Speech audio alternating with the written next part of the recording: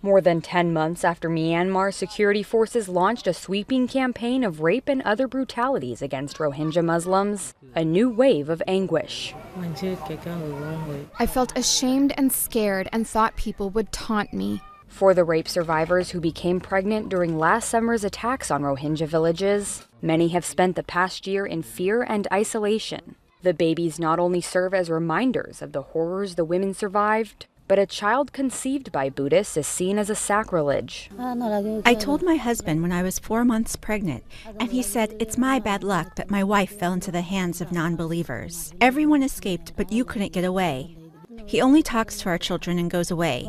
He doesn't talk to me. This woman, who is only being identified by her initial M, says she kept her baby, but can't help resenting him. I don't love him from inside. I feed him milk because I have to.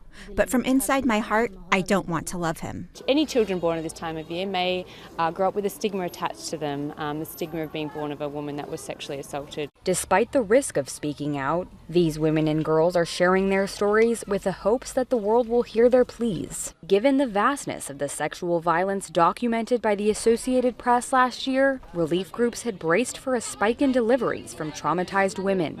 But the birth numbers have remained relatively steady. Aid workers suspect many of the women took matters into their own hands, including cheap abortion pills available at the refugee camps in Bangladesh.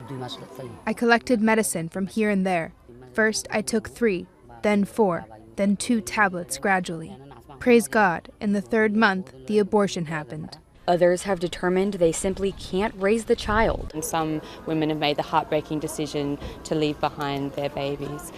Each of these babies are being treated on a case-by-case basis with specialised, highly trained case management support. In addition to being shunned by her husband, this woman still struggles to cope with the trauma she experienced when she was raped. I cry day and night, and I can still see the incident right in front of my eyes. And for some of these Rohingya women, that pain is reflected in the eyes right in front of them. Krista Fourier, Associated Press.